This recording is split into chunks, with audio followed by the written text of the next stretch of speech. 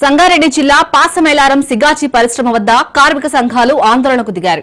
కార్మిక సంఘాల నాయకులను పోలీసులు అడ్డుకున్నారు. పరిశ్రమ లోపలికి అనుమతి లేదంటున్న పోలీసులు తెలిపారు.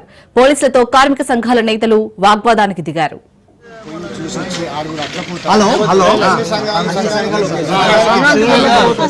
Sir sir sir Venkatarajam phone మాట్లాడండి. మేము ఉన్నాం, పంపిస్తాం.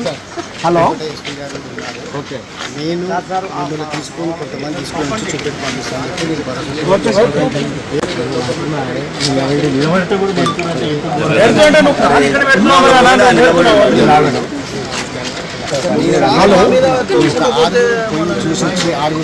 హలో హలో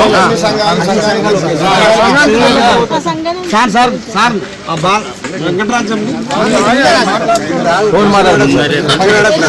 మేము ఉన్నాం, పంపిస్తాం. హలో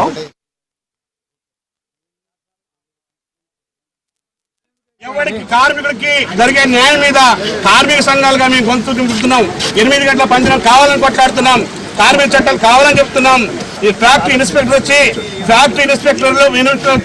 ఇన్స్పెక్షన్ చేయాలని కోరుతున్నాం.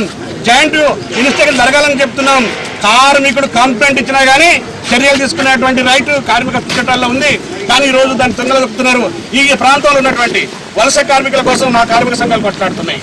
ఈ ప్రాంతంలో ఉన్నటువంటి 8 గంటల పనిదినం అమలు చేయనటువంటి వారికి మీద అమలు చేయాలని చెప్పి 10 గంటలు 12 గంటలు పని చేసేటువంటి మీద కొట్లాడుతున్నాయి. ఎక్కడ ప్రమాదం జరిగితే నష్టపరిహారం ఇస్తున్నాయి. ఈ రోజు కేంద్రంలో బీజేపీ ప్రభుత్వం, కేంద్ర ప్రభుత్వం ₹1,00,000 ఇచ్చి చేతులు దులుపుకుంది. రాష్ట్ర ప్రభుత్వం ₹1,00,00,000 ఇప్పిస్తామని ఆదేశాలు ఇచ్చింది. ఇప్పటివరకు ఆ కార్మికులకి ఎవరిచ్చారు డబ్బులు? ఇప్పుడు ఇక్కడ ఉన్నటువంటి కార్మిక సంఘాలు మేము సహాయక చర్యలు చేస్తున్నాం. ఈ ప్రాంతాల్లో ఎవరికి కార్మికులకి